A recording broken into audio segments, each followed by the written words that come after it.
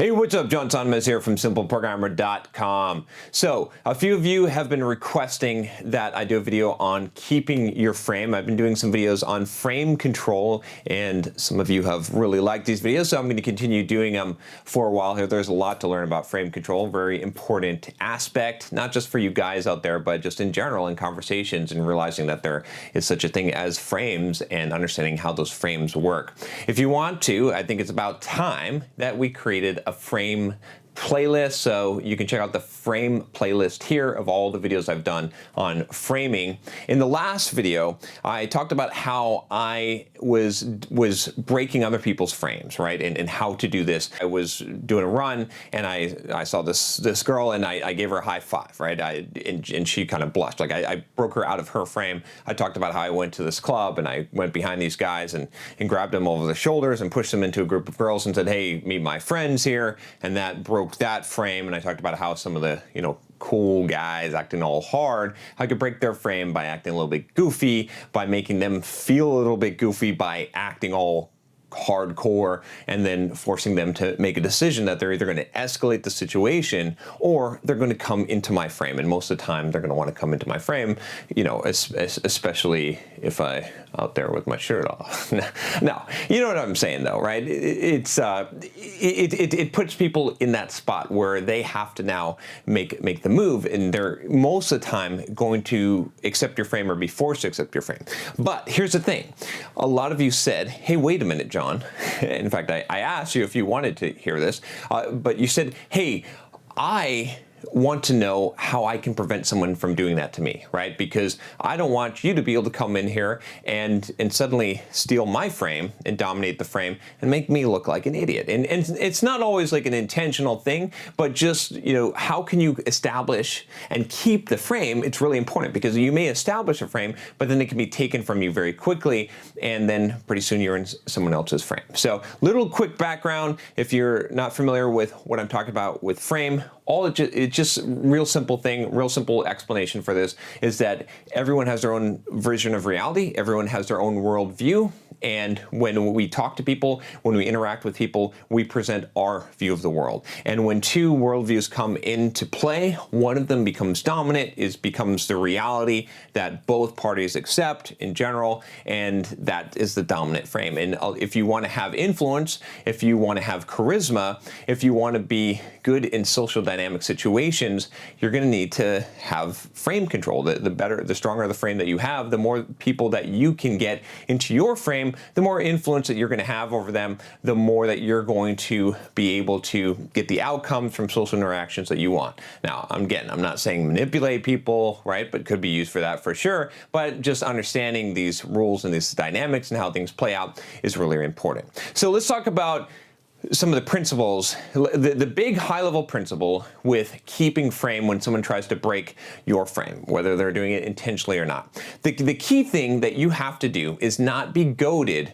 into their frame, because remember, a frame is a way of seeing reality. It's the current story that someone says. It's their worldview. And so if someone does something and it's going to impose something that is not your frame, but is their frame, you want to respond to that by not accepting their frame, not even acknowledging their frame. So the best way I could put this would be, I'll give you an example in a second here, but the best way I could put this would be is if someone says, hey, do you see that chair over there? Or they say, hey, go sit on that chair over there, and you pretend like you don't even see the chair. Like you don't even acknowledge that there's a chair there, right? I mean, it's not just pretending, it's that you like don't see the chair, right? That would be not accepting someone's frame. That's the high level principle, is you want to convey that without looking like you're trying to pretend like something's not there, because that's really, really acknowledging someone's frame, right? And I'll give you an example here of where you've probably seen this before if you've gone to school, okay? If you've ever had a teacher, and that teacher, a teacher in a classroom has a very dominant frame by default, right? Because they're a teacher, there are certain situations in social situations and in life where you're going to have a dominant frame, or it's going to be easier for you to have the frame because of the context, because of the situation, right? So a teacher in their own classroom typically has a dominant frame, and they are going to control the reality of that classroom and the rules and how it goes, right? But have you ever seen a teacher lose control of the classroom, lose their frame, right? Maybe there's a smart aleck kid, or maybe there's several of them, or what ends up happening, and they lose control of the classroom. They've lost frame. They've lost that dominant frame. So that's a good example of what can happen, right? And you can even think about situations where how do some of those teachers keep those frame, right? If the kid is goofing off or shooting spitballs or whatnot, to some degree, the best defense might be to ignore them, or it might be to call them out severely and have some kind of consequence that shows that your frame is the frame that will go in that case. But in a lot of social situations, you don't have that power. You don't have the authority, right? When you have authority, you can set the frame a lot easier because you have the ability to punish. And so that is a tool that you can use in social interactions, but only if your punishment has some kind of value to someone. So let's go back to the basics here. Let's not go too far down this rabbit hole because we can. But what I want to talk about is, in general, what you want to do in order to keep your frame when someone's trying to break your frame is that you want to ignore their frame. So this can be very, very simple. The simplest way to do this is to simply ignore what they said completely. You can just ignore it, right? In that example where I said that I came up behind those guys, if they totally ignored me like I was a bee buzzing around their head, just a mild annoyance, and like I wasn't even there, I would not have been able to break their frame. I would have looked like an idiot, honestly, right? I was willing to take that risk and that gamble because I know that that's unlikely to happen, but that could have gone bad for me, right? That would be a good example, right? If someone goes and gives you a high five, right? You've had this happen to you before, right? I mean, if someone goes to give you a high five and then you ignore them, like you shrug your shoulders or something like that, and or you shake your head and you don't give them the high five, man, your frame is the frame now. You have just messed them, right? Sometimes when you try to take a frame, you're taking a big risk out there, right? There's different situations. So you leave someone hanging, you've set the frame, right? Not necessarily the nicest thing to do, not exactly the coolest thing to do when someone tries to give you a high five, but if they're trying to do it because they're trying to show that you're lesser than them and that you're their little brother, and they're trying to give you a patronizing pat on the back and you ignore it without being all hurt about it, that's going to break that frame. Now you've got the dominant frame, right? So if someone says something to you, they say some offhanded comment, they say, hey, nice shirt, dipshit, you totally ignore that. That's the simplest thing to do. It's just act as if you didn't even hear what they said at all.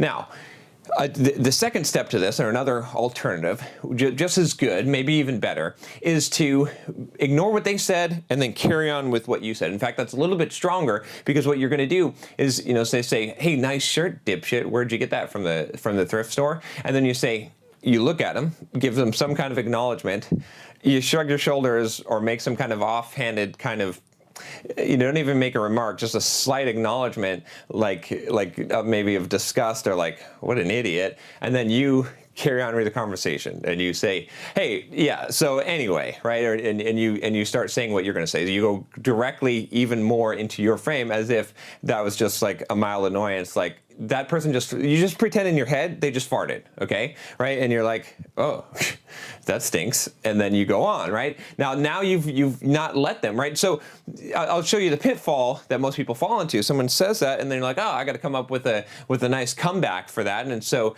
hey, guy who told me that my shirt sucks, your shirt sucks, or no, this shirt's awesome. I'm going to defend myself, right? Whatever you do to acknowledge what they say, even if you're trying to defend against it, even if you're trying to come back with your own insult, most of the time you're going to fall into the trap and you're going to fall into their frame, and you've allowed them to set the frame and to dominate and to break your frame, if that makes sense. Another thing that you can do is you can take it to the absurd level, right? So when someone does something, you can play up what they did more. So this is sort of like improv. If you've seen the improv where you never say no, you just say yes and move on. So you could actually take whatever they said and make it totally crazy. I'm trying to think of a good example with the shirt. Maybe with the shirt, they say, nice shirt, dipshit, and you're like, Oh, this is a nice shirt. Oh, yeah, right? And something just ridiculous or offhand. I don't know if that was the best one, but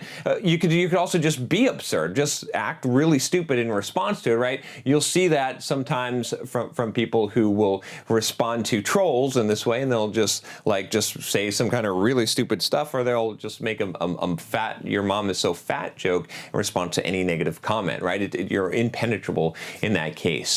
My audio is my mic is flashing, saying that I'm going to run out of battery here. So hopefully the audio is still okay. If I do, I'll just switch. So that's why I'm looking down there. But and that's the thing is, right? So another thing you can do, of course, is use your own pause, your own silence, right? Whoever is willing to endure and create uncomfortable silence and is able to be unfazed by that is going to have frame. So if someone says something that's going to shatter your frame, you just stop what you're saying, like stop mid-sentence, and you just look at them, and you just make a weird look, and then you go on, right? Now you've made them look dumb, right? In that particular situation. So I think if there's a couple other ones here. I mean, it's essentially this principle, right? So there's one other major one that you should hear, which is, this is all based on the principle of ignoring what they've said and carrying on with what you've said. That's, I mean, if you think about it at a very basic logical level, it makes a lot of sense, right? They're trying to paint reality this way. You just keep the reality that you've got and you ignore what they said. But what you can do is you can actually take what they said and you can misinterpret it completely intentionally, right? How many times has someone ever done this to you and you're like, damn, right? It's a pretty good move, right? It's way better than trying to do a comeback or trying to insult them. If you insult them, then you're buying into their frame, like I said, and it might seem petty. But can you just make it almost seem like you honestly or even jestfully misinterpreted what they said, right? So they say something about your shirt. They say, "Hey, dipshit, that's a nice shirt," and you're like, "Oh man, yeah, I didn't actually realize that you had such a good sense of style," right? And you're like, I know that you're jealous of my shirt. I understand. You want me to, actually, you know what? I'll do you a favor. I will tell you where I got it from, right? And so now, if you do this right, again, maybe the shirt is not the best example of the place where I would do this. It's probably better to just ignore something that's an obviously offhanded, nasty comment. But if you do it right, what you're doing is you're really being convincing that you misunderstood that. Because you're so, this sort of sends a message that you are so correct in your thinking, in your frame. It is so definitely the system of record, the truth, that you can only interpret what other people say through that frame, and they need to as well, because there's no way that this jackass could possibly be insulting my shirt. There's no way that that's even possible. That's the message you're conveying. You're saying something different there. You're saying, you're misinterpreting what they say in order to do that. But I think that's it for now. We can discuss this some more. Leave a comment below if you've got a question about this, about keeping the frame, or you've got a situation where you've had this happen in the past, right? And I'll give you one little example here, is right, just at a high level, when people get into some kind of a conflict, that's an obvious example of a frame control. And if one person, if you can be the person that laughs it off, that's like you just hold on to it. You don't defend your position. You just make it seem so absurd that any other position could be even close to true.